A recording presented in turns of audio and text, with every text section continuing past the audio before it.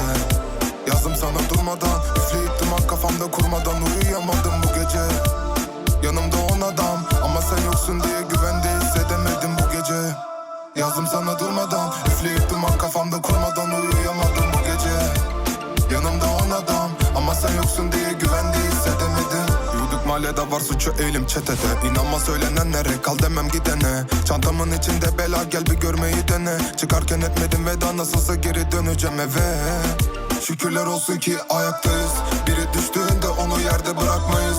Sizden değiliz, aynı sahalardayız, savaşmayız. Güneşler sizin olsun, biz gecelerle hayattayız. Araftayız 20 senedir, aynı tarafta değiliz, bunu benimsemedin. Bugün 2 çanta para koydum, gülümsemedim. Gözler kırmızı, dudaklarından ölüm sebebi. Bu gece yazdım sana durmadan, üfleyip duman kafamda kurmadan uyuyamadım bu gece. Yanımda 10 adam ama sen yoksun diye güvende hissedemedim